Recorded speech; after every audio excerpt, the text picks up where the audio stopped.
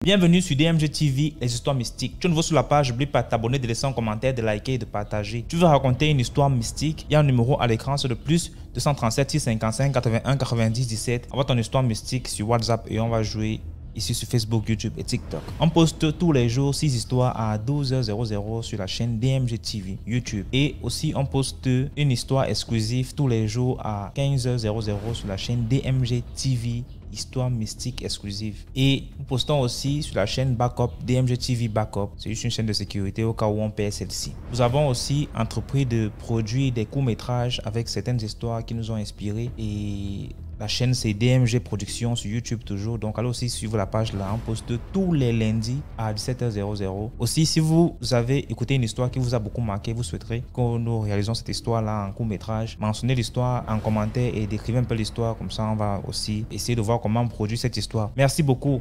Donc, laissez un like, ce qu'on fait c'est pour sensibiliser. Nous avons toute une équipe sur pied et nous essayons de faire de notre mieux pour pouvoir poster tous les jours ces histoires qui nous enseignent tellement. Donc, laissez un like s'il vous plaît, partagez, commentez. On va écouter la première histoire. Salut DMG, c'est Sagesse de Paul le guerrier de Dieu. Je tiens à vous raconter l'histoire mystique que j'ai intitulée Sombre secret de certains religieux. Cette histoire se déroule en Afrique centrale. C'est le témoignage d'un frère de l'Afrique centrale qui fait comprendre qu'à l'époque, il avait pour ambition de devenir un grand religieux. C'est donc ainsi que dans les villages, un site religieux a été construit et ceci-là devait se faire inaugurer par un religieux supérieur venu de la maison mère, voire du pays organisateur. Arrivé là, ce religieux supérieur, un jour après un culte, pendant que lui, il causait avec les autres servants, lui recommande de venir le voir dans ses logements avant 6 h du soir, c'est-à-dire avant 18 h. Arrivé là-bas, le servant se rend compte que le religieux supérieur lui parle plutôt du fait qu'il voit en lui une grande capacité spirituelle et qu'il a été mandaté pour le parrainer dans ce sens-là et qu'il va donc l'amener à l'initiation. Bon, le servant qui fait le témoignage, lui, il se disait peut-être que c'était peut-être le guider dans la foi, sans savoir que derrière ce religieux supérieur, qui était grand de taille, comme disait, homme de couleur, se cachait un grand mystère. Voilà donc que le religieux supérieur lui donne une robe pour qu'il s'habille. Et le religieux supérieur fait de même. Donc, il porte donc des robes comme s'ils allaient faire un culte. Le religieux supérieur lui donne une coupe pleine de riz parfumé, bien blanc. Et le religieux supérieur, à son tour, prend de l'encens qu'il enflamme et il prend aussi une cloche. Le religieux supérieur lui recommande par la suite qu'à chaque fois qu'ils seront sur le chemin pour aller dans l'endroit spirituel où ils vont commencer l'initiation, que le servant verse le riz. Donc à chaque fois qu'il va reprendre l'encens, la fumée de l'encens et faire sonner la cloche pendant qu'ils seront en chemin, que le servant qui sera derrière lui à sa suite verse du riz tout au long du chemin pendant qu'ils seront en train de marcher jusqu'au lieu indiqué. C'est alors que ils sortent dans des logements du religieux supérieur et ils se rendent compte que ils sont en train de traverser des rues qui grouillent souvent de monde. Et que ces rues-là, pendant qu'ils les traversent, sont complètement désertes. C'est là où le servant est d'abord gravement surpris.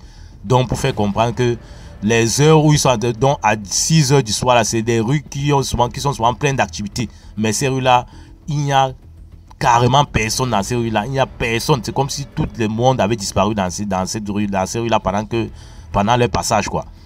C'est donc ainsi qu'il a donc suivi les recommandations du religieux telles que a été mentionné plus haut, de verser du riz à chaque fois qu'il allait faire le rituel, le clocher et puis reprendre la fin de l'encens. Et il prend donc quel chemin? Il prend le chemin du cimetière à la grande surprise du servant toujours. Le servant, comme il avait une capacité spirituelle développée, il n'avait pas trop peur, donc il n'a pas vraiment la peur en lui. Lui, il se disait que tout ce que le religieux supérieur faisait, c'était dans le cadre de la foi. C'est donc ainsi qu'il suivait le religieux supérieur aveuglement. C'est donc alors qu'ils arrivent donc maintenant dans le cimetière en question, ils entrent. Le religieux supérieur lui fait comprendre ceci, que si tu as vu que les rues qu'on a traversées étaient désertes, c'est tout simplement parce que j'ai mis un rideau spirituel de telle sorte que nous, on ne peut pas voir les vents. Les vents à leur tour ne peuvent pas nous voir. Tout simplement pour te faire comprendre que j'ai fait en sorte qu'on soit invisible. Donc je nous ai rendus invisibles. Le petit écoutait seulement et il observait tout simplement et attentivement le religieux. Le religieux dit que maintenant notre présence ici, c'est de faire appel au tout premier mort enterré dans ce cimetière. C'est lui qui sera notre guide dans le monde spirituel. Le petit commence à être étonné. C'est où le religieux commence directement les incantations. Il commence les incantations pour évoquer, pour faire appel à l'esprit du mort enterré premièrement dans ce cimetière. Et quand il finit les incantations, il reste tranquille. Pendant qu'il médite, il dit aussi au petit que le rituel qu'on a fait tout à l'heure, pendant qu'on prenait la route, donc verser du riz et faire tout ce qu'on a fait, c'est tout simplement que quand moi je fais reprendre de la fumée de l'encens, c'est pour chasser les esprits malveillants. Parce qu'il y a toujours des esprits qui viennent vous persécuter, quoi, qui essaient de vous tenter, vu que vous n'êtes pas vraiment de ce monde-là. Puisque vous quittez du monde et vous êtes des vivants, mais vous êtes dans le monde spirituel. Donc il y a des esprits qui ne tolèrent pas ça et ils essaient de vous persécuter.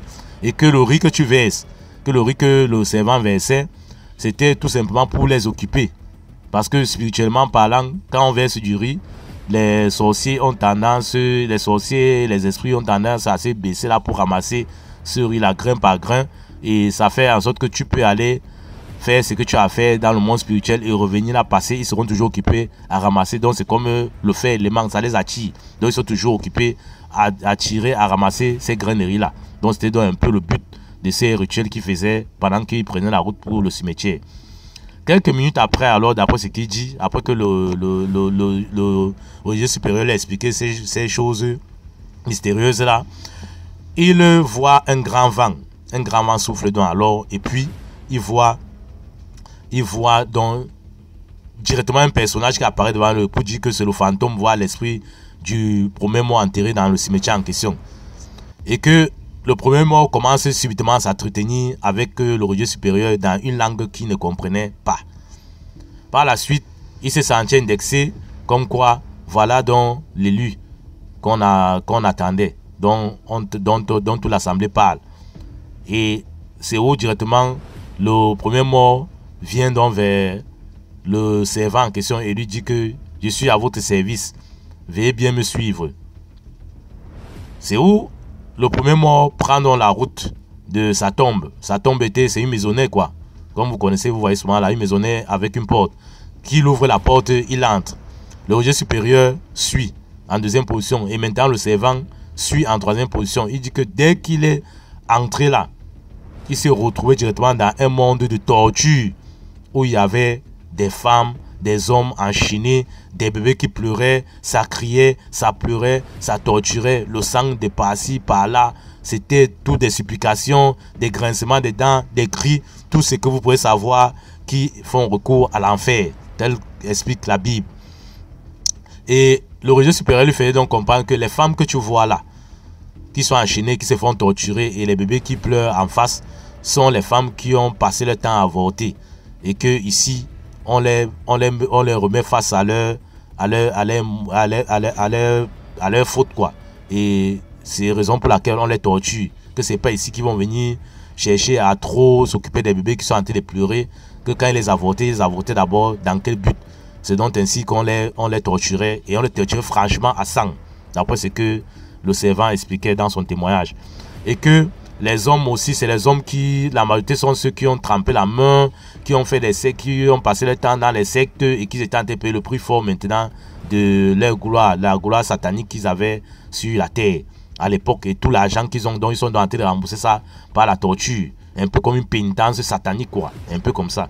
Et qu'il y a aussi un autre groupe là, un groupe de musiciens qu'il avait reconnu, dont une bande de musiciens, même que ce soit individuel, que ce soit des groupes qu'il a reconnus, des stars de l'époque, des stars de la musique de l'époque, dont les disques ont chauffé, dont le temps a été grave, qui ont eu du grand succès à l'époque. Il dit que ces gens étaient là aussi, se faisaient torturer là. Et ils se faisaient torturer comment? Qu'à chaque fois, jusqu'aujourd'hui, qu'à chaque fois que on met les disques de ces gens là, et que le disque commence à sonner, donc dans nos rues, dans nos véhicules, dans nos maisons, dans nos villages, partout où on peut se trouver, Et dès qu'on fait jouer ces disques-là, les musiques de ces stars-là, comme ils avaient vendu les âmes au diable pour avoir le succès, et pour être des grands sur la terre aux yeux des hommes, qu'ils sont en train de payer le prix fort maintenant de ce qu'ils ont fait de mal. Donc pour dire que le diable, rien n'est pour rien, qu'à la fin c'est une mort dont vous ne pouvez pas vous imaginer. Vous allez mourir physiquement dans le monde visible, mais vous allez vous faire torturer tant que vous avez encore les années à vivre, vos années à vivre qu'ils ont coupées sur la terre là. Physiquement, vous continuez à subir ça là-bas. Comme par exemple, vivre heureux, mourir jeune. Quelqu'un peut-être a encore 20 ans de vie, il part se faire couper à 10 ans. Dans les autres 10 ans là, vous allez simplement vous faire torturer dans le monde invisible tout au long jusqu'à ce qu'arrive votre mort dont Dieu avait prévu, dans le temps de votre mort que Dieu avait prévu. Donc c'est un peu ce que le religieux supérieur essayait d'expliquer, en même temps que le guide fantôme premier mort enterré dans le cimetière par où ils sont passés pour entrer dans le monde invisible. C'est donc ainsi qu'ils ont donc continué leur visite. Et là, il fait comprendre que ils sont allés dans une rue, simplement ils se sont retrouvés dans une rue où tout était fait en or, en diamant, toutes les matières précieuses. Donc vous pouvez vous imaginer que la rue était vraiment belle, propre, voiture, que ce soit avec voiture, immeuble, tout ce que vous pouvez imaginer, que c'est fait d'or, diamant, tous les minéraux, tout ce qui est les minéraux, donc vous pouvez vous imaginer la beauté. Donc c'était un peu ça qu'il essayait de faire comprendre. Et là maintenant, tout au long de la rue, ils ont subitement vu une grande salle et il y avait une porte. Et dès que le guide a ouvert la porte, le guide fantôme a ouvert la porte, ils sont entrés. Il a aperçu au fond de la salle, comme dans un culte, un monsieur assis. Il dit qu'un très bel homme assis sur un trône. Et que subitement, il voyait que cet homme-là a commencé à changer d'apparence. Donc, tantôt il se transforme en une belle femme, tantôt il se transforme en un animal, tantôt il se transforme en une voiture luxueuse, tantôt il se transforme en ceci, tantôt il se transforme en un serpent, tantôt il se transforme. Et que lui, il était lui-même les surpris aujourd'hui de sa capacité à résister à cela. Donc, la peur, il n'avait pas de peur. Il ne ressentait aucune peur, il n'avait aucune peur, il n'était plus effrayé par rien. Donc, il avait vraiment une capacité spirituelle. Il a donc compris qu'il avait vraiment une capacité spirituelle élevée, telle que le religieux supérieur avait fait comprendre. Et c'est où l'assemblée s'acclame alors, dont le guide et le religieux supérieur font comprendre au monsieur qui était assis sur le trône, qui changeait d'apparence à tout moment. Donc pour faire comprendre que c'était le diable, donc c'était Lucifer, et que Lucifer n'est pas seulement le bonhomme dont on met, le baraquet dont on met avec des cornes, dont le monstre affreux dont on met avec des cornes, qui change, bien sûr il peut pas cette apparence là, mais il change d'apparence, il n'a pas d'apparence fixe au total.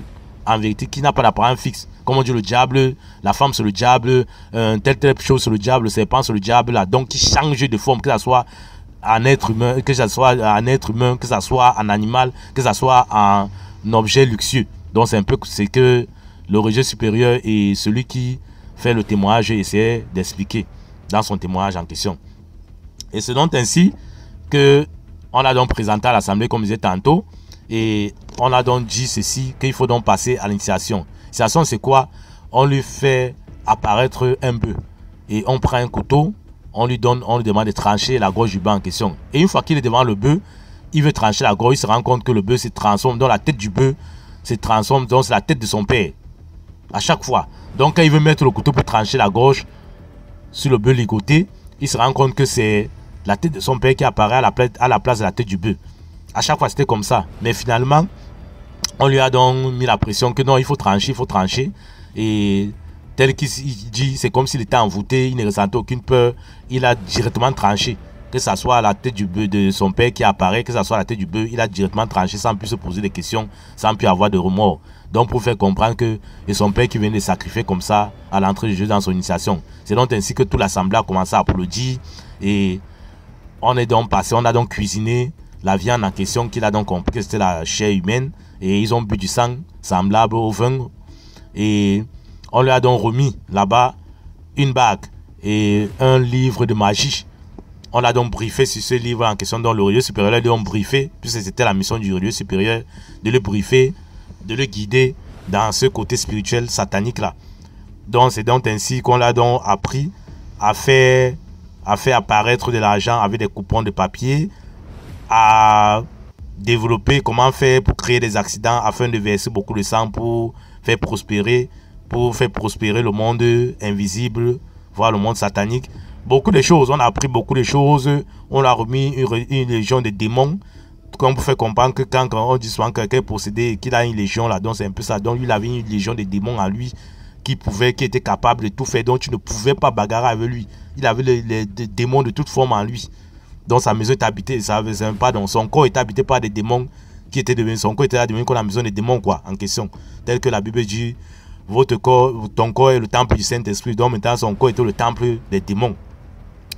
C'est donc ainsi qu'il dit qu'il a vécu dans ce monde invisible là, en connivence avec le diable en question lui-même, parce qu'ils allaient opérer, ils allaient causer des accidents. Il couchait avec des femmes. À chaque fois qu'il couchait avec des femmes, c'était la mort qui suivait. Que le diable s'est transformé de fois aussi à une belle femme pour séduire les hommes qui trouvaient la mort après qu'ils ont passé la nuit ensemble. Donc c'est donc ainsi. Il avait de l'argent, il avait tout, il avait la gloire, il avait tout. Il était bien au sein de sa famille, il était bien vu. Donc tout ce que vous pouvez imaginer là. Donc il était bien vu pendant longtemps. Il a vécu comme ça pendant des années et des années. Et à chaque fois qu'il partait, il renouvelait son rituel en faisant quoi? En sacrifiant à chaque personne, comme j'avais dit tantôt, un peu devant, que comme j'avais dit là tantôt, que le bœuf, quand le bœuf apparaît, c'est la tête c'était la tête de son père, le tout premier bœuf, et c'est donc son père qui l'avait sacrifié, puis son père était décédé par la suite, si vous voulez que ce soit plus clair. Ensuite, c'était la tête de sa mère. Donc, pour faire comprendre que à chaque fois qu'il était peut-être, au départ, quand il était face à un bœuf, c'était la tête de son père. Après, il a été face à une vache, c'est la tête de sa mère. Quand il était face au veau, c'est soit ses frères, soit ses cousins. Donc, le bœuf représente les membres de sa famille qui sont supérieurs à lui, de sexe masculin. La vache représente les membres de sa famille qui sont supérieurs à lui, de sexe féminin. Donc, que ce soit ses parents, que ce soit ses grands-parents, donc tout, ses parentés, quoi. Et qui sont au-dessus de lui, qui sont supérieurs à lui, quoi. Et maintenant, le veau représente soit ses frères, soit les membres de sa famille qui sont égaux à lui, quoi. Donc, c'était un peu ainsi qu'il essayait d'expliquer ces choses, ces phénomènes-là, ces phénomènes sataniques-là. Voilà, donc, comme je disais tantôt, il a vécu là longtemps, pendant des années, vraiment des années. Mais un jour, il se rend donc dans l'assemblée, passant toujours par le cimetière, comme vous le savez déjà. Il arrive dans l'assemblée, et là, subitement, c'est comme s'il est frappé par le Saint-Esprit. Et là, il demande, il dit ceci: depuis que je viens je fréquente ce monde-ci, avec tout le plaisir, toute la gloire que j'ai ici, tout le succès que je trouve à travers vous et tout ce que j'ai de plus beau ici, il y a une personne que je n'ai pas encore vue. On lui demande que, mais tu parles de qui? Tu cherches qui? Tu veux voir qui? Il dit qu'il veut voir Jésus. Dès qu'il a prononcé le nom de Jésus, mince, tout le monde a fait silence de mort, que c'était comme un flash. Tout le monde s'est prosterné, tous les esprits malveillants, tous les démons qui étaient là se sont prosternés pendant au moins plus de 5 minutes, d'après ce qu'il expliquait. Silence de mort, il était surpris. C'était lui seul qui regardait de gauche à droite que, mais qu'est-ce qui se passe autour de moi là? Qu'est-ce que j'ai dit de mal? C'est donc ainsi que, comme le flash aussi à nouveau, ils se sont remis en activité. Et c'est là où Lucifer, le diable, les fait comprendre que ne prononce plus jamais ce nom-là ici. Tel que tu as prononcé ce nom, ça veut dire que tu as signé ton arrêt de mort aujourd'hui. Ici, si tu veux prononcer ce mot, tu veux prononcer ce nom, appelle plutôt le vieux barbu. C'est comme ça que nous on l'appelle ici. Donc ne prononce plus jamais le nom. Et tu n'auras même plus l'occasion de prononcer ce nom-là. Parce que je vois que tu as décidé de choisir ton camp. Puisqu'il était habité par le Saint-Esprit et c'était visible. Il n'y a que le diable et ses sujets qui voient ça. Il dit, ah, moi je ne savais pas que ça devait créer problème. Il dit non, ça doit créer. Le diable lui répond que ça doit créer problème. C'est donc ainsi que le diable lui dit que tu seras puni. Et ta punition, si tu te remets de ta punition, tu pourras nous revenir. Et si tu ne te remets pas de ta punition, c'est la mort qui s'en suivra. Et donc ainsi que le diable lui demandait de lui renvoyer, lui demandait de rentrer. Et pendant qu'il rentrait là, il se rend compte que la bague qu'il avait au doigt, la bague a disparu. C'est ainsi qu'il arrive à la maison, chez lui, il se rend compte que le livre de magie avait aussi disparu. Et il a donc commencé à comprendre qu'il n'était plus dans ce monde-là. C'est donc là où, quand il se couche, il a commencé à avoir des songes et des apparitions où le diable lui faisait comprendre que tu es venu prononcer un nom qu'il ne fallait pas prononcer. Tu as fait quelque chose qu'il ne fallait pas. Donc tu as décidé d'être contre nous. Et là maintenant, non seulement tu vas d'abord souffrir, tu vas souffrir de perdre tout le luxe dont je t'ai fait jouir. Et ensuite, ta mort est prononcée, est déjà décidée, et ton sort est déjà scellé. Ton sort mortel est déjà scellé. C'est là où il dit qu'il n'avait plus d'autre solution. Et là, comme un jour, en passant, voilà un de ses voisins qui l'appelle, qui lui dit que mais je te vois là, tu es attristé et tu n'es plus comme à l'époque où tu vivais à 100 à l'heure. Je vois que tes richesses sont en train de partir. C'est comment tes affaires ne donnent plus. Il récemment il secoue la tête, il dit seulement mon frère, si tu savais ce que je suis en train de traverser. Donc lui, il réfléchissait d'ailleurs sur sa mort prochaine. C'est là où le type lui dit que bon, moi je suis membre d'une église. Est-ce que on peut donc aller là-bas parce que Dieu a dit, venez à moi, vous qui êtes attristé, qui avez un lot fardeau, je vous aiderai à le porter. Donc un truc comme ça, si j'ai bonne mémoire. Et c'est donc ainsi qu'il a donc eu puisqu'il avait le Saint-Esprit en lui, il a donc eu la présence d'esprit de suivre son voisin religieux là. Et il a donc commencé à prier, il a donc donné sa vie à Dieu. Et il a été délivré. Quand il a fait son témoignage, il a été délivré. Et il a eu des barrières de telle sorte que le diable ne pouvait plus l'atteindre. C'est comme ça que le diable s'est lassé de lui jusqu'à aujourd'hui. Et il est resté un grand religieux. Et comme c'est une histoire qui date de plusieurs années, aujourd'hui, je ne sais plus si ce frère-là vit encore. Mais franchement, c'est une histoire, c'est un témoignage qui m'a vraiment frappé, qui m'a marqué, qui me marque à vie, qui me marquera toujours à vie. Et j'exhorte donc la famille DMG à faire attention à son entourage, que ce soit côté religieux, que ce soit côté... Quand vous priez, priez vraiment sincèrement Dieu. Et ne dites jamais que telle personne est sainte ou telle personne qui me prêche la parole est ceci et cela. Tel que j'entends souvent dans des proverbes. Ne fais pas ce que je fais, mais fais plutôt ce que je dis. Donc, c'est pour dire que quand peut-être un religieux vous prêche la parole, suivez la parole selon les saintes écritures, mais c'est pas parce que tu l'as vu en train de forniquer, de faire que donc je vais aussi faire ceci. C'est pas parce que tu l'as vu en train de faire telle chose malsaine que tu vas dire que je fais aussi. Et puis ne jugez jamais les gens sur l'apparence. Qui pouvait imaginer que ce religieux supérieur-là était un grand satanique et pourtant il est caché derrière une robe, derrière une soutane, derrière un gant, derrière je ne sais quoi pour faire croire aux gens qui sait Dieu, alors que c'est pas Dieu qui sait, c'est plutôt le diable qui sait et il veut attirer plein d'âmes vers ce diable-là. Donc restons en prière, la grande famille d'MG. C'était l'histoire que je tenais à partager avec la grande famille d'MG en question. C'était Sagesse de Paul Guéry de Dieu depuis la ville de Kribo, Cameroun. À vous de liker, de commenter, de partager, surtout de vous abonner à la chaîne DMG TV. Parce qu'avec DMG TV, l'esprit de l'être humain reste animé pour les deux mondes parallèles, c'est-à-dire le monde visible et invisible. Je vous remercie de m'avoir écouté et à très bientôt pour d'autres histoires mystiques.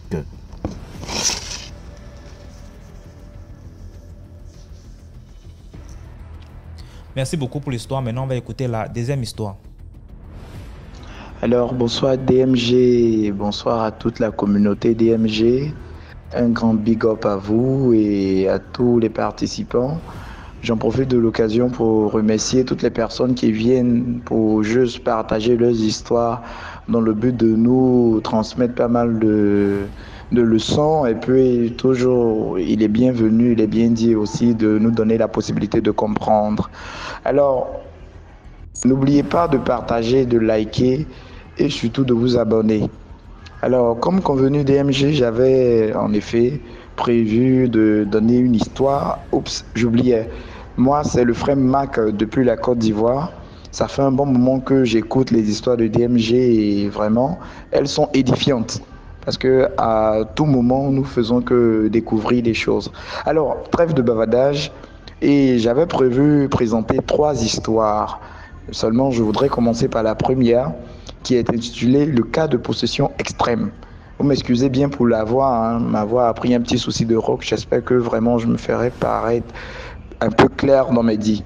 Alors, un cas de possession extrême. Déjà, je suis professeur d'anglais dans un établissement privé et il y a une demoiselle, l'une de mes élèves, que je dirais ainsi, qui est une fille bien, ouverte, belle. Elle est vraiment, en tout cas, très séduisante. Elle a tout ce qu'il faut là, voilà. Mais le hic, la demoiselle en question, elle a un souci. C'est que parfois, pendant les coups, elle peut être prise de panique et sombrer brusquement. Ou encore, elle peut tomber sans aucune raison. Et voilà. D'abord, quand ça a commencé, nous nous sommes dit que c'était simplement dû à l'épilepsie. Mais à la longue, nous avons découvert comme ça que cette demoiselle-là souffrait en réalité d'un cas de possession extrême. Elle s'appelait Biba parce que je l'ai eu l'année surpassée. Normalement, on nous demande de camoufler les noms, mais ici, je veux dire un peu les choses clairement pour éviter que il y ait des appréhensions. Alors, cette demoiselle-là, comme ça, une fois, je l'ai approchée pour essayer d'en savoir un peu plus, parce que moi, je fais partie d'un mouvement de prière où nous sommes à de maintes reprises exposés à ce genre de situation. Alors, la demoiselle m'explique l'histoire en me disant, lorsqu'elle est née, ses parents ont eu à la laver avec toutes sortes d'eau, notamment des bagues et autres, de protection. Vous savez, lorsque un enfant naît, les parents sont prêts à tout pour prendre soin de cet enfant-là, sont prêts à tout pour que cet enfant-là brille, quitte à utiliser des méthodes peu catholiques, voire même peu orthodoxes. Alors, c'est de ça qu'il s'agissait. La demoiselle raconte son histoire en disant que lorsqu'elle est née, elle a été lavée plus de 15 fois avec de l'eau dont elle n'a aucune connaissance. Elle a qualifié seulement l'eau étant une eau rouge. Une eau rouge qu'ils ont mis dans un récipient qu'ils ont juste utilisé, qu'on lui lavait à chaque fois le corps avec. Et elle avait la possibilité en fait d'avoir tout ce qu'elle voulait. Peu importe que ce soit de... Elle avait un esprit de séduction. Elle pouvait tenter les hommes, voire même faire chuter des personnes, mystiquement parlant. Elle avait la possibilité de vous détruire, de vous anéantir, simplement par le regard. Donc, je viens là à travers cette histoire parce que je ne voudrais pas trop rentrer dans les détails, mais juste vous donner en fait la leçon à tirer de cette histoire. Les personnes que nous rencontrons parfois dans la vie, nous devons prier afin de savoir réellement qui sont ces personnes-là, afin de savoir qui sont ces personnes et de quel esprit sont animées ces personnes. Ne pas connaître une personne, la fréquenter, c'est une erreur que nous commettons un peu plus souvent. D'accord? Alors moi, j'encourage tout le monde vivement à prier, à faire beaucoup attention. Peu importe à quel point une fille soit belle, prenez le temps d'avoir le discernement et la révélation spirituelle, c'est très important.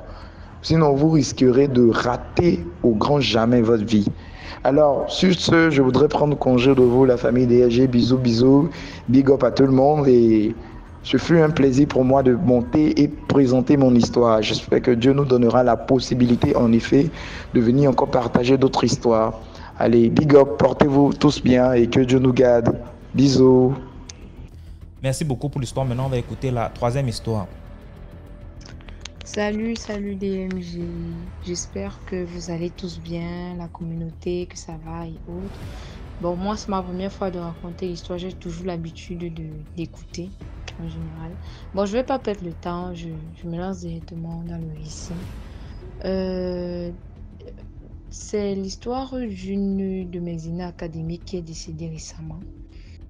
Et je suis dans une université assez connue, l'université de Chang, pour les bonnes prouesses de tous les étudiants et autres. Mais il y a aussi son côté sombre. Je ne vais pas dire de quelle faculté je suis et autres, donc on ira juste comme ça. Donc la personne, la jeune fille, une jeune fille de la vingtaine, apparemment, elle aurait été très proche d'une enseignante de notre faculté.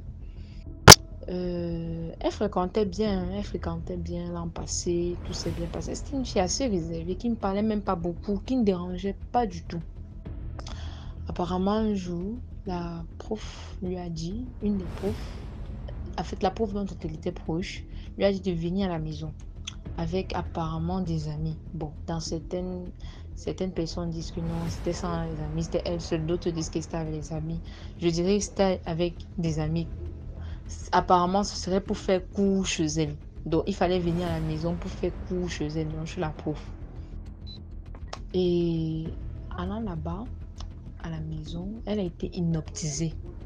Elle a été hypnotisée et la prof en question a fait les incantations et lui a remis quelque chose qu'elle doit mettre sous son lit. Bon, la fille, elle est rentrée. Elle dormait même sur le même lit elle dormait même sur le même lit avec sa soeur, avec ses frères aussi, parfois. Et elle allait mettre sous le lit. Elle allait mettre sous le lit. Je ne sais pas ce qui s'est passé avec les autres. Bon, pour le moment, c'est la seule qui est morte. Donc, elle allait mettre sous son lit. Et voilà comment l'année est passée. Bah, tout s'est bien passé durant l'année. Elle a validé ses matières. Elle avançait bien et tout. Et donc, récemment, elle est tombée gravement, mais gravement malade. Gravement malade. À l'hôpital, on disait palu, fièvre, typhoïde et autres. Bon, elle a commencé à délirer. Donc, tout le temps, elle disait, ah, les voici, ils sont venus me chercher. Oh, les voici. Après, on demande, qui est venu te chercher? Ferme sa bouche. Elle ne parle plus. Elle restait tranquille. Ça s'est passé au moins comme ça sur 2 semaines. Après ça, comme son état ne faisait que s'aggraver, on l'a transféré au nord-ouest. Je ne vais pas parler de la ville, on l'a transféré au nord-ouest. Étant au nord-ouest, la fille a sérieusement déliré. C'était arrivé à un point où elle ne reconnaissait plus personne. Même ses propres parents, elle ne reconnaissait plus. Quand tu lui donnais la nourriture, elle te disait, ah, pourquoi tu m'as donné la nourriture? Pourquoi encore? Non. C'était déjà devenu très grave. Et voilà comment sa maman a insisté, malgré sa folie. Elle a insisté, lui dit, dis-moi, qu'est-ce qui s'est passé? Pourquoi tu dis qu'il y a les gens qui viennent te chercher? Qu'est-ce qui s'est passé? Elle a insisté comme ça sur plusieurs jours. Le jour donc de sa mort, la veille, elle a donc dit, donc quelques jours avant, elle a donc dit que voilà, elle allait chez sa prof. Elle lui a donné quelque chose là-bas, qu'elle part te mettre sous le lit. Et bon, elle pense que c'est ça qui la rend comme ça. On est donc allé, on a amené des gens chez eux, aller fouiller, on n'a rien trouvé. Dès que ils ont fait le rapport comme ça à la maman de la fille, la fille a rendu l'âme. Une jeune fille, elle n'a même pas encore 25 ans. Une jeune fille, elle a rendu l'âme. En fait, l'histoire n'est pas très longue, mais c'est pour attirer l'attention de nous étudiants, parce que c'est pas quelque chose de nouveau ici en tout cas. Si on remarque bien dans cette ville, les fous d'abord sortent ici par vagues. Il y a même, donc en fait, il y a des choses tellement terribles qui se passent dans les facultés, mais tellement terribles. Si certaines personnes ouvrent même la bouche, peut-être on va se demander si c'est la même université où on est. Vraiment, faisons attention, que ce soit les camarades, que ce soit les professeurs et autres, faisons attention, faisons vraiment, mais vraiment attention. Et quelles que soient les universités, on ne connaît pas qui est qui. C'est pas parce qu'on est arrivé à l'université tous ensemble, on rit ensemble là qu'on a une famille. Non, ça ne veut rien dire, en rien. Parce que parfois, c'est même celui-là que toi tu appelles ami qui va te mettre dans les choses. Oh. Nous, on espère juste que s'il y avait d'autres personnes, que ça puisse les réveiller. Ou encore, bon, on ne sait pas, c'est plusieurs hypothèses. Peut-être que c'était tout un cercle et tout. Donc, soyons juste prudents. Merci. Merci beaucoup pour l'histoire. Maintenant, on va écouter la 4e histoire. Commentez, likez, partagez. Bonjour, des MJ. J'espère que je te porte bien. Moi, excuse-moi aussi du silence. J'étais un peu tiraillé là. En fait, je veux te raconter une histoire. Une histoire que moi-même j'ai vécue en fait. C'est pas l'histoire d'une personne. Alors, si je viens vers toi te l'expliquer, c'est dans le but de sensibiliser des personnes autour de nous, quoi. Du coup, que ce soit hommes et femmes, hein, voilà. En fait, il y a des choses qui se passent dans ce monde-là, vraiment, qui font réellement, qui font très peur. Pour un rien, quelqu'un s'élève un bon soir comme ça et il décide de vouloir te faire du mal. Pour un rien. Avant, je pensais que les gens de la Rose-Croix, ceux qui sont dans leur histoire de secte vicieux là, je pensais qu'avant, il fallait que un membre de ta famille soit avec eux pour pouvoir te prendre ou pour pouvoir te faire quelque chose, quoi. Mais je fais le constat qu'aujourd'hui, ils n'ont plus besoin de ça. Ils n'ont plus besoin de ça. Et j'ai également compris que nos sœurs ou ceux qui ont été victimes des enlèvements ou des crimes rituels ne sont pas forcément allés se jeter dans ce genre de choses, ou elles n'ont pas été forcément attirées par l'argent ou je ne sais pas trop quoi, par le matériel et autres en fait. Voilà l'histoire. L'histoire s'est déroulée il y a une semaine. Il y a un petit coin dans notre quartier, je vais taire le quartier, je suis au niveau du Gabon. Je suis au Gabon. Donc c'est un nouveau coin dans mon quartier on vient d'ouvrir. Du coup, j'ai décidé un soir, c'était quand même, je crois, dimanche surpassé là. Je suis allée, j'ai décidé non d'aller prendre un pot et tout. Et j'étais avec une de mes petites sœurs et deux de mes petits frères, voilà. Nous étions là assis, on était en train de prendre le pot et tout. Et après un moment, je suis sortie, je me suis déplacée pour parler avec mon petit frère. Il avait quelque chose à me dire, nous sommes sortis. Et l'endroit en question, c'est un bar, mais un bar où il y a un VIP. Voilà. Maintenant, moi, je suis allée au parking avec mon petit frère. Nous étions en train d'échanger un peu. Donc, après ça, dès qu'on a terminé d'échanger, nous sommes retournés sur notre table. Nous étions là, il était aux environs 22-23 heures par là, voilà. Et c'est là où ma petite soeur me dit, écoute, grande soeur, je vais rentrer parce que monsieur m'a déjà appelé et tout et tout. J'ai dit, d'accord, il n'y a pas de souci. Alors, je me lève pour accompagner ma petite soeur. J'accompagne ma petite soeur. Je reviens encore sur ma table. Quelques minutes après, je vois quelqu'un qui me suit, un monsieur qui me suit. Il vient à ma table. Bonsoir madame, bonsoir. J'ai été très sympa. Hein? Bonsoir, je souriais avec la personne, je ne connaissais pas la personne. Oh, il y a votre mari qui vous a vu passer là. Il demande à ce que vous venez le rejoindre. J'ai dit hi. Mon mari comment? Mon mari n'est pas là. Mon mari, il s'est déplacé, il est allé en province et tout. Ah non, en tout cas, venez voir, c'est votre mari. Bon, j'ai pris ça comme une blague et tout. Je me suis dit peut-être que soit c'est une personne qui me connaît, mais mon homme quand même ne peut pas me faire ce genre de blague parce que je l'ai pu partir et tout. Et là où il se trouve là, il ne peut pas faire ce genre de choses. Alors je me déplace, je dis non, peut-être que c'est une connaissance. Le monsieur était au VIP. Je me déplace, je vais au VIP. Je trouve un groupe d'hommes là, un groupe d'hommes mûrs. C'était le plus jeune même qui est venu vers moi pour m'appeler. Voilà. Je salue tout le monde tranquillement, je joue avec tout le monde, genre, voilà, comme si je les connaissais. Hein. Ça sympathise et tout et tout. Après, le monsieur me dit, il y avait un monsieur là en vert qui était assis, il me dit, dès que tu es passé et tout, tu as fait, je suivais tous tes faits et gestes, tu es sorti avec ton petit frère, bon, avec un homme, il ne savait pas encore que c'était mon petit frère, et après, tu as accompagné une femme là et tout et tout. C'est qui? J'ai dit, ah, c'est mon petit frère et ma petite soeur. Il dit, ah, ok. En tout cas, lorsque je t'ai vu, j'ai dit à mon frère que voici ma femme qui passe là. Genre, il m'a taquiné et puis, bon, on s'est rigolé. Après, il me dit, qu'est-ce que tu fais là-bas? J'ai dit, non, je suis là avec mes petits frères. Ma petite soeur est rentrée et tout. Oh, mais qu'est-ce que tu fais avec eux? Viens te joindre à nous, on va prendre un pot. Qu'est-ce que tu bois? J'ai donné mon goût et tout.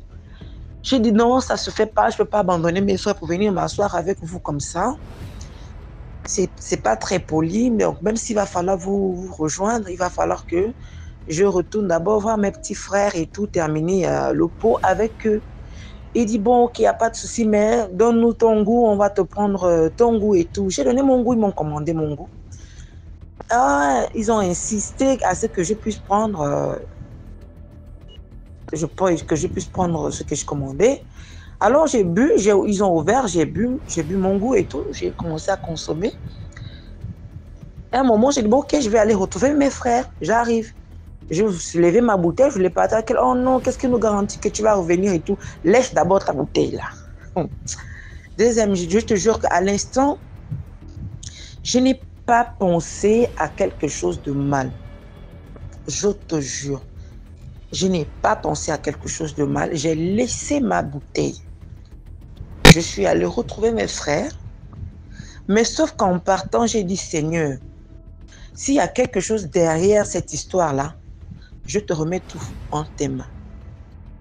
J'ai pris mes pieds, je suis partie. Je suis allée m'asseoir avec mes frères, on était en train de boire.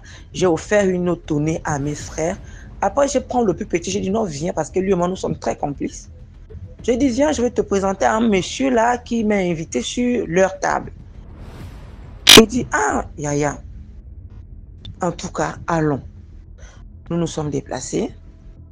Nous sommes allés à leur table et tout. J'ai fait la présentation. Lorsque j'arrive, le monsieur était allé se soulager. Il n'était plus là. J'ai insisté, j'ai dit à ses frères que, mais où est votre frère? Oh, il est en train de se soulager. Et puis, à un moment donné, après, j'ai vu comment le petit frère nous regardait. Après, il s'est déplacé. Il allait vers chez son grand frère, le plus jeune qui était venu m'appeler là. Il est allé chez son grand frère et tout. Je ne sais pas ce qu'ils étaient en train de se dire. Après, il est venu, le monsieur est venu. Ah, bonjour, bonjour, ça s'est salué et tout et tout. Ah non, c'est vous qui avez invité ma soeur, je voulais juste me rassurer avec qui elle est et tout, parce que le dehors est dangereux, nanani, nanana. Ah, ils ont sympathisé là, oh non, il n'y a rien, ça va, elle est en tes bonnes mains, tu n'as pas à t'inquiéter et tout et tout. D'accord, ok. Le petit a scanné le visage, il a dit, bon, c'est tranquille. Mais moi, sincèrement, grande soeur, moi, j'aurais préféré que, même si tu termines ton pot, hein, je peux te patienter, mais je préfère t'accompagner jusqu'à la maison. Ils ont rassuré le petit, et puis après moi aussi, j'ai rassuré le petit. J'ai dit, ok, pas de souci, mon petit, vas-y. Merde. Je suis restée là assise avec eux. Je viens, j'ouvre encore ma bouteille que j'avais laissée sur leur table. J'ouvre ma bouteille, je consomme. Et lui buvait le vin de palme. Dès que je consomme comme ça, je prends aussi son verre.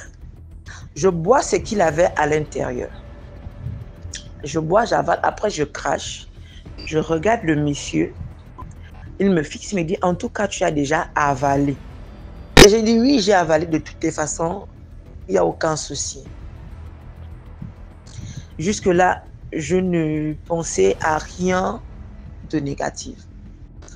L'heure maintenant arrive que je dois rentrer chez moi. Le monsieur me dit, non, écoute, on va te déposer.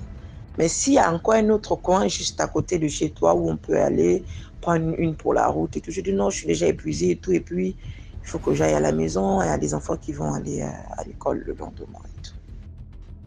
Oh non, on peut aussi aller à mes appartements meublés et tout, manger là-bas, terminer le pot et tout. Après, on te redépose. Mais les autres vont partir, sauf que mon petit frère et moi, on sera là ensemble et tout. J'accepte, hein. Je ne vais pas mentir, j'ai accepté. Sans arrière-pensée, hein, je m'entends parler. On arrive maintenant au véhicule, au niveau du parking. Je regarde la caisse. Je vois la caisse. Jusque-là, j'ai dit, ah, c'est pas forcément ce que je pense. Je monte. Il était très bien, sympa et tout, simple quoi, et tout. Je monte dans le véhicule, lui et moi, le monsieur et moi, on est montés. C'est son petit frère qui nous a conduits. On est arrivé aux appartements et tout. On a acheté à manger, on a acheté à boire. On était là, ça sympathisait. Ah! À un moment, il a voulu me faire une proposition, genre qu'il voulait aller avec moi. J'ai dit non, que c'était pas possible et tout. On a passé du bon temps. Il me dit, si tu fais, tu passes la nuit, hein. Comme ça, le matin, j'envoie le chauffeur. Comme moi, je suis un homme marié, je vais rentrer chez moi. Il faut qu'aux 3 heures du matin, je rentre chez moi comme ça. Si tu veux, tu dors ici. Le chauffeur viendra te chercher à 6 heures, 7 heures. J'ai dit non, non, non, je ne peux pas dormir dans un appartement aussi grand comme ça, seul et dessus quoi. C'est ma première fois, donc je ne peux pas. On rentre ensemble. Vous me déposez chez moi. Il me dit, ok, pas de souci. Demain, on va te raccompagner. Il était déjà 2 heures comme ça, 2 heures par là, 2 heures. On va te raccompagner pour que moi-même à 3 heures, je rentre chez moi. Mais demain, on va venir te chercher. Elle va envoyer mes frères, vont venir te chercher. On va aller sur la route, on va aller prendre, on va boire le vin de palme avec le crocodile et tout, et tout, et tout. J'ai dit, il n'y a pas de souci. Des MJ, dès que j'arrive chez moi, ils sont venus me déposer jusqu'à devant mon portail. Demande-moi combien de tournées j'ai pris. Je me suis limitée à une seule bouteille parce que moi-même, je suis sortie dans l'intention de boire avec mes frères et j'avais déjà assez bu. J'étais déjà à ma limite. J'avais atteint ma limite. Donc, c'est juste une bouteille que j'ai pris. Et je ne l'ai même pas terminée. Ils m'ont déposé chez moi. J'étais bien. Bien où je suis venue me coucher chez moi. Je me suis douchée, je me suis couchée tranquillement. C'est pas qu'il y a eu échange, qu'il m'a remis de l'argent ou rien. Je n'ai rien demandé et je n'ai rien pris. Je suis rentrée à la maison. Le lendemain matin, lorsque je sors, je dis non, je vais aller prendre ma douche. Je sors de la chambre, je vais à la douche. Je vais pour prendre ma douche, je m'accroupis comme ça, je vois un truc comme l'abcès sur la lèvre du bas. Je vois, je dis, ah, c'est peut-être un bouton, ça va passer et tout et tout. Je me douche, je laisse. Le soir, je dis bien, ça n'a pas attendu le lendemain. Le soir, je vois comment la chose a pris de l'ampleur. Aïe. Je dis, mais ça, c'est quelle histoire encore? Qu'est-ce qui me sort comme ça là? Ça, c'est quoi? Ça n'a pas de tête, ça ne ressemble pas à l'abcès. Qu'est-ce que c'est? C'est l'abcès? C'est quoi? Qu'est-ce que c'est? Je suis encore restée comme ça, j'ai dormi. J'ai fait une petite prière. Le lendemain matin, je vois comment la lèvre quitte de son côté gauche, qui part fermer mon côté droit, enflé. Je veux faire pipi, je n'arrive pas, j'ai mal des MG. J'ai mal. Je n'arrive plus à marcher normalement. Je marche les jambes écartées. J'ai dit, Seigneur, qu'est-ce que c'est que c'est? C'est quoi ça? C'est quoi cette histoire? Qu'est-ce qui m'arrive? Donc, c'est comme ça que je sors, je m'assois à la cour, j'étais en train de cogiter, je me posais des questions. Je soulève la main, je mets sur ma tête. Je ressens que ma tête est trempée. C'est genre comme s'il y avait du calabat qu'on a mis sur ma tête. Tout est pâteuse, la tête est pâteuse, bizarre, comme ça. En fait, comme une personne qui pourrissait vivant. Est-ce que tu vois un peu? J'ai des plaies sur la tête, les plaies. Je dis, mais ça, c'est encore quelle histoire? Non seulement l'abcès, mais non sur la tête aussi. C'est là où je vois ma voisine et tout. Elle me dit, oh non, c'est comme la soeur, tu es assise, tu es genre triste comme ça. Je dis, non, il n'y a rien. J'ai comme l'abcès qui est sorti. Au bas, me dit, ah, ils vont manger le genre là, ça fait mal et tout. Mais ça va passer. Est-ce que tu allais prendre les antibiotiques et tout et tout? J'ai dit non. Essaie de m'accompagner en pharmacie. Nous sommes allés en pharmacie. Elle m'a accompagné. Jusqu'à m'a même pris un petit bois là. Elle m'a dit non, essaie de t'appuyer sur ça parce que tu n'arrives pas à marcher. J'ai expliqué, j'avais filmé ça et puis j'ai montré aux pharmaciens. Aux pharmaciennes là, elles ont crié.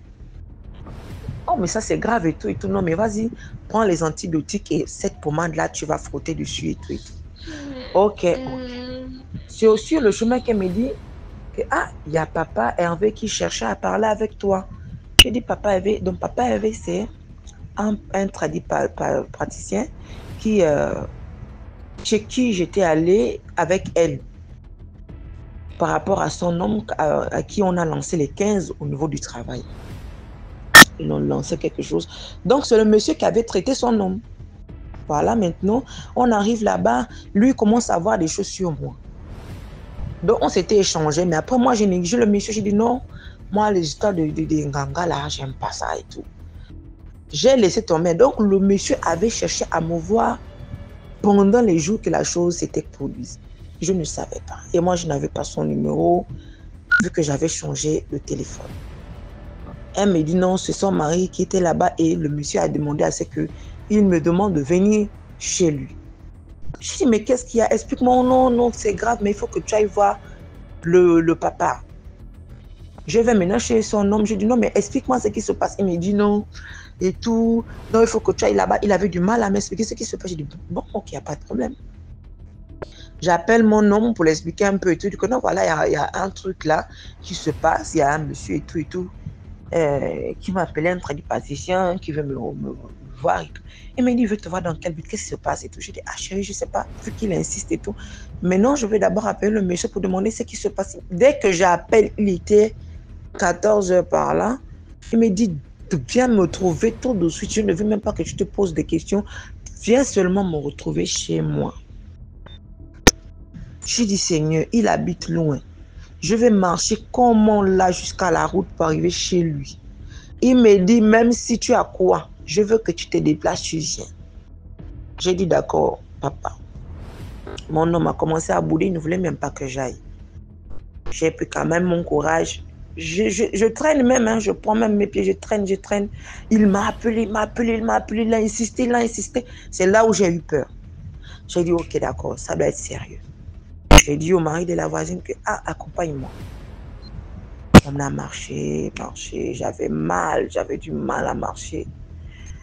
Je suis arrivée. Dès que j'arrive, le monsieur me prend en chaud. Il me fait d'abord les bains, il me fait les choses spirituelles, il me fait avant de m'expliquer quoi que ce soit. Il m'a fait le bain, et ce jour-là, je n'avais rien que 2650 sur moi. Il m'a dit, tu n'as rien sur toi, même si tu n'as rien, donne ce que tu as sur toi là. On va parler au buti. J'ai parlé au buti, j'ai donné ce que j'avais. Et il avait déjà tout prévu, les seaux, le pain blanc, je dis que tout ce qu'il fallait pour le rituel. L'homme là m'a fait les rituels. Il a fini de tout faire, me laver, me faire des trucs, tout. C'est quand on termine qu'il m'explique que il y a un monsieur avec qui tu étais qui voulait te tuer. Je dis, un monsieur qui voulait me tuer, comment? Rappelle-toi, tu es sorti il y a tant de jours. Il y a un monsieur qui a telle voiture, une grosse voiture blanche. Le monsieur là, dans le vin que tu as bu là, il a échangé son esprit et ton esprit.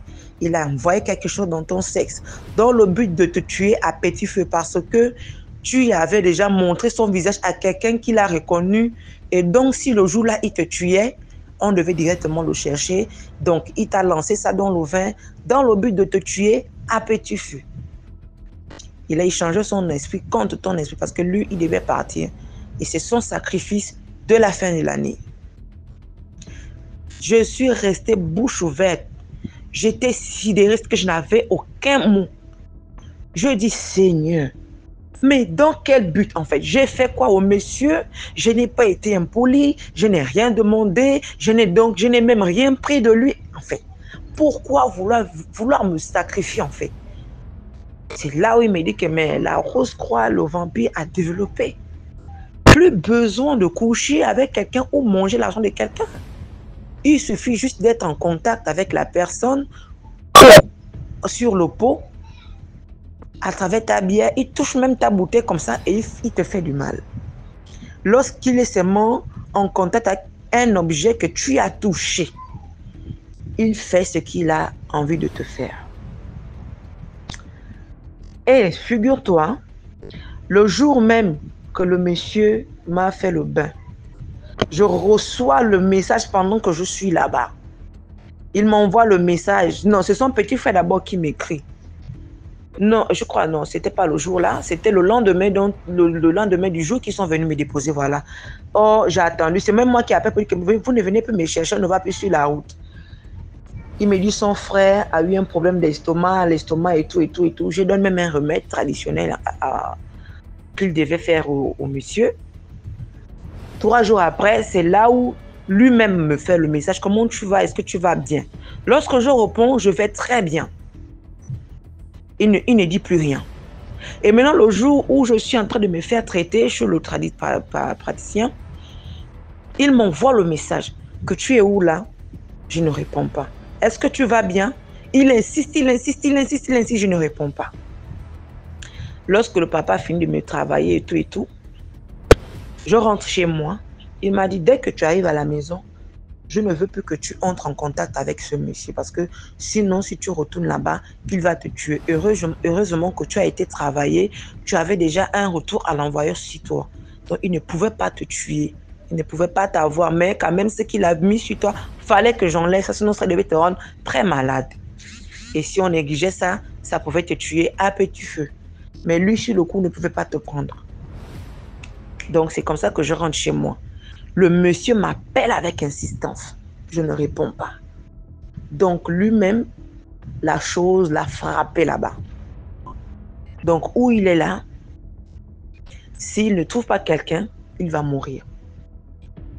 Donc, tu vois un peu, il a envoyé des messages, il a insisté, est-ce que tu vas bien? Je lui ai envoyé le dernier message, il dit non, je vais très bien et je l'ai bloqué. Tous ces numéros, j'ai bloqué son petit frère également, j'ai supprimé de mon répertoire. C'est pour dire que de nos jours là, vraiment, on n'a plus besoin de manger l'argent de quelqu'un ou insulter quelqu'un. Je ne sais pas trop, plus besoin de faire quoi que ce soit pour que quelqu'un te fasse du mal en fait. Donc, faisons très attention des MG, faisons vraiment très attention, que ce soit homme ou femme. Regardez un peu, même nos mouchoirs, qu'on s'essuie les fronts, on va aux toilettes, on fait, je ne sais pas trop, peu importe ce qu'on touche, faisons très attention. Quand nous partons dans les bistrots, là, soulevons nos bouteilles et n'acceptez pas le pot de n'importe qui. C'est la fin de l'année, ils sont dehors là, ils veulent le sang, ils veulent tuer. Faites très attention, faisons très attention. Faisons vraiment très attention. Lorsque vous partez dans les snacks, les boîtes de nuit là, s'il vous plaît, lorsque vous vous essuyez, ne jetez pas vos déchets dans les poubelles qu'ils ont déposées dans les snacks ou bars. Soit vous mettez dans le WC et vous chassez. Soit, si vous avez un sachet dans vos sacs, surtout nous les femmes là, mettez vos déchets dans le sachet et arrivez chez vous, jetez dans un endroit sûr, c'est-à-dire même si vous avez les toilettes, vous mettez ça dans vos toilettes et vous chassez. Ou encore vous brûlez. Mais ne laissez plus jamais vos saletés quelque part où vous êtes en public. Ne faites plus jamais ce genre de choses. Même vous les hommes là, quand vous vous essuyez, gardez vos saletés sur vous. Parce que le monde là, on ne sait jamais. Le mal est partout. Le mal est partout. C'est la fin de l'année. Faisons très attention. Surtout, mettons-nous en prière. C'était ça mon histoire. Bonne journée à vous. Merci beaucoup pour l'histoire. Maintenant, on va écouter la 5e histoire. N'oubliez surtout pas de partir suivre la chaîne DMG Productions. Les courts-métrages, c'est chaque lundi, 17h00. Chaque lundi, tous les lundis, 17h00. Allez sur DMG Productions. Donc, on passe à la 5e histoire. Bonjour, bonsoir à toute la team DMJ, plus de bénédictions sur toute la communauté. Voilà, cela dépendra à l'heure à laquelle vous écouterez mon histoire. Ici l'enfant mystique, aujourd'hui je viens vous raconter une nouvelle histoire, une histoire que moi-même j'ai vécue il y a de cela des années. Bon, l'histoire, sans plus tarder, est la suivante. Il fut un temps en 2014-2015 comme ça où j'étais en 4e. J'avais un voisin de classe avec qui j'ai eu à faire la 6e, la 5e et arrivé en 4e.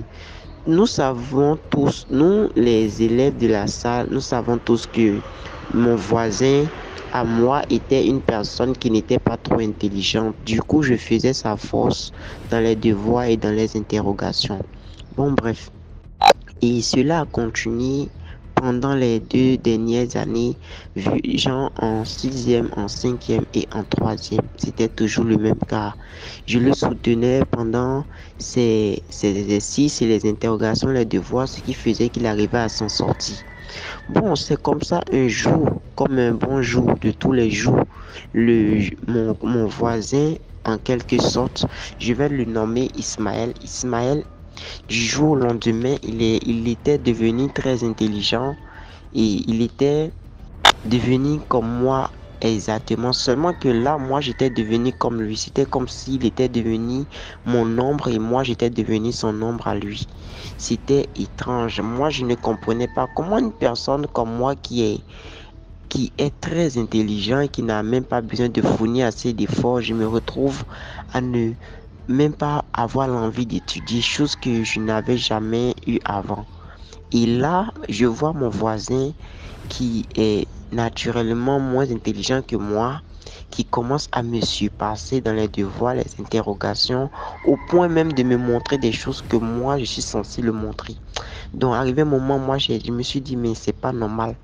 Et là, j'ai commencé à analyser, à réfléchir à tout ce qui se passait. Donc, qu'est-ce que je fais? J'ai remarqué que mon voisin Ismaël avait un stylo qui ne s'en passait jamais. Du fait, bon, c'était comme si lorsque le stylo était un peu loin de lui, il cherchait cela comme si c'était une très forte somme d'argent. Donc, moi, j'ai remarqué cela, j'ai trouvé cela suspect. Donc, qu'est-ce que je fais? Je prends le stylo et je cache. Et là, lorsqu'il s'en aperçoit que le stylo n'était plus là, il commence à s'affoler de partout. Il regarde à gauche, il regarde à droite. Et là, j'ai pas eu longtemps à comprendre que non, il y avait quelque chose avec le stylo là. Et chose étrange, lorsque je touchais le stylo, je remarquais que c'était comme si il y avait une sorte d'électricité, un champ magnétique qui me prenait. C'était comme si c'est comme si, genre, il y avait un lien entre ça et moi. Donc, du coup, moi, j'ai pris et puis j'ai vu que j'avais caché ça. Je le regardais, il s'affolait, me demandait, tu n'as pas vu mon stylo? Je disais, mais je lui ai menti à l'époque que non, je n'ai pas vu ton stylo. Pourtant, c'était dans ma poche. Je voulais voir jusqu'où allait aller cette histoire. Et là, j'ai pris le stylo, je suis allé je suis descendu parce nous étions à l'étage, la salle de classe était à l'étage. Non, à la descente, j'ai pris le stylo, j'ai brisé ça carrément. Net que j'ai brisé le stylo, j'ai remarqué que dans les jours qui se sont écoulés après, il était devenu à moitié intelligent. C'était comme si ça a été diminué. Bon, il a commencé à redevenir un peu comme comme il était avant et moi j'ai recommencé à redevenir comme avant. Là, j'ai vu que non, il y avait une histoire avec ce stylo-là.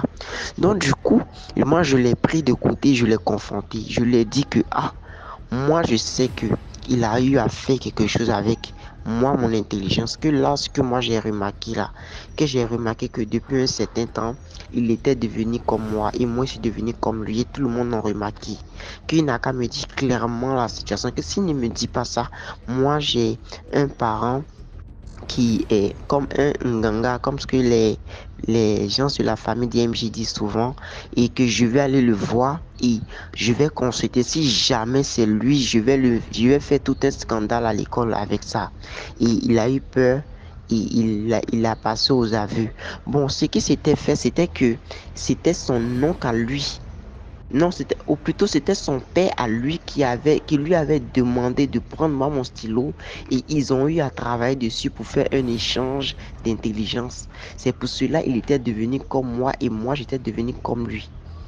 Mais Dieu, sachant faire les choses, j'ai eu à briser tout cela et à éclaircir toute cette histoire de moi-même.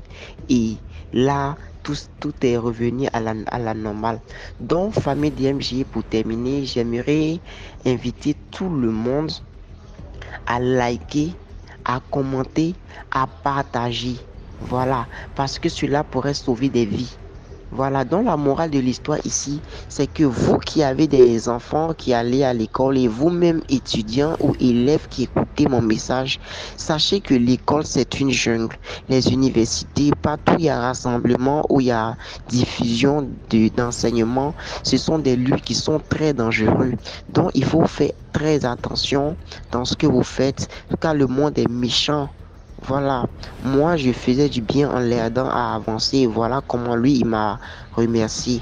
Donc, passez une très bonne journée ou une très belle soirée et à bientôt.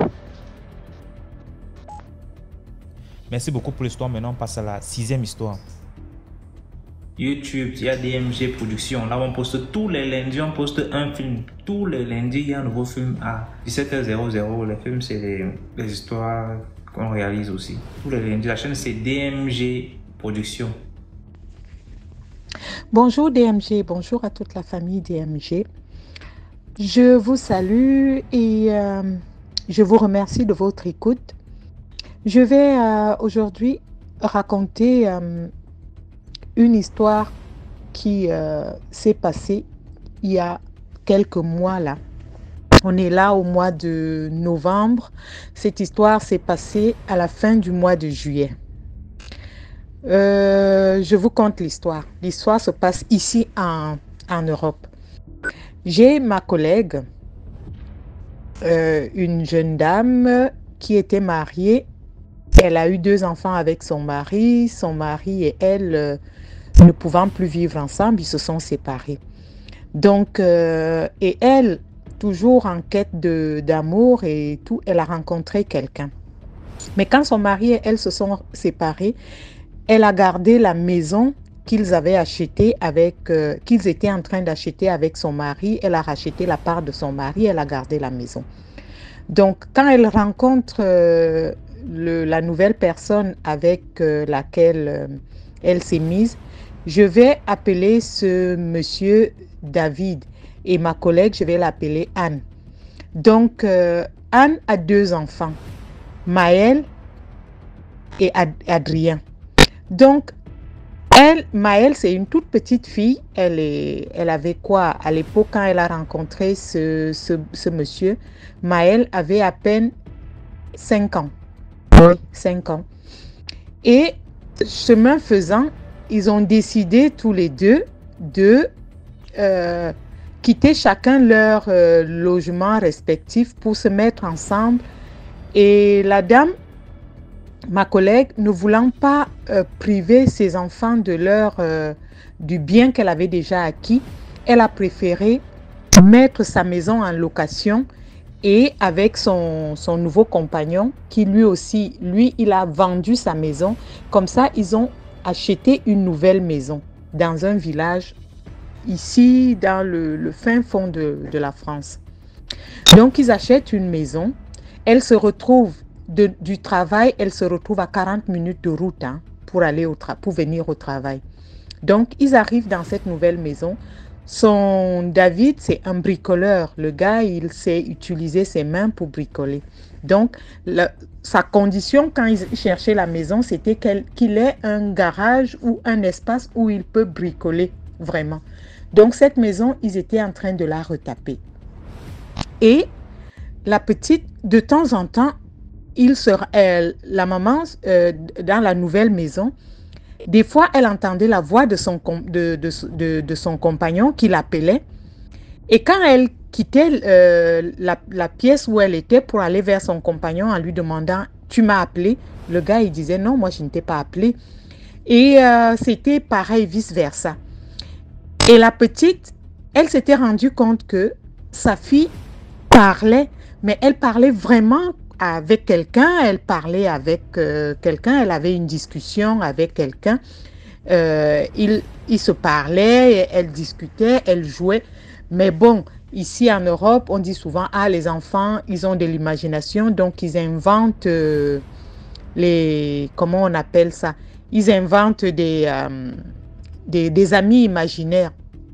Mais elle s'est rendue compte que c'est persistant, ça persistait régulièrement, tout le temps. Et avec son compagnon, ça devenait vraiment enquiquinant au point où lui, il entendait qu'elle l'appelle alors qu'il sait qu'elle est au travail, ou alors il est au garage, il entend qu'elle l'appelle. Quand il vient à la cuisine, elle dit non, moi je ne t'ai pas appelé, ainsi de suite. Et une fois, elle arrive dans la chambre de sa fille, elle veut s'asseoir sur le lit. Sa fille lui dit non, ne t'assieds pas là, maman. Tu vas t'asseoir sur ma copine, mets-toi à côté. Et elle s'est rendue compte que les jouets et les choses, vraiment, tout était sa fille jouait vraiment avec quelqu'un. Alors là, elle en parle. Comme la petite devait se faire baptiser, elle en parle donc au prêtre. Et le prêtre fait venir, donc il vient à la maison pour voir ce qui se passe dans la maison. Effectivement, dans la maison, il y avait des entités dans cette maison. Et là, il fallait faire la purification de la maison. Il fallait exorciser la maison. Ils ont dû faire venir un évêque jésuite qui est arrivé pour venir faire des messes, des prières, des trucs pour exorciser. Elle nous racontait ça. Ça a duré des mois, hein. Des mois dans cette nouvelle maison. Ça a duré des mois où elles avaient peur de son compagnon l'entendait qu'il l'appelle. La nuit, ils mettent les radiateurs. Il fait froid, ils mettent des radiateurs. Quand ils se réveillent, les radiateurs sont éteints, ils sont gelés, ils ont froid. Et ils allument la cheminée quand ils vont se coucher. Quand ils se réveillent, la cheminée est éteinte, mais vraiment éteinte comme si on a versé de l'eau pour éteindre, pour couper le feu, quoi. Donc, ils étaient traumatisés dans cette maison. Mais après les séances d'exorcisme, ils ont quand même gardé la maison. Et la petite Maëlle a été soignée par les prêtres, par les prières et tout ce qui s'en suivait. Je vous remercie, likez, partagez et je vous dis à très bientôt. Voilà, c'est tout pour aujourd'hui. J'espère que vous avez aimé les vidéos d'aujourd'hui, les histoires d'aujourd'hui. Laissez un like. Si vous avez des histoires aussi à raconter et vous n'aimeriez pas qu'on reconnaisse vos voix, signalez sur WhatsApp, on va modifier la voix. Et voilà, donc commentez, likez, partagez, envoyez vos histoires. Numéro à l'écran, c'est de plus 237 655 81 90 17 et nous allons jouer ici. Ciao.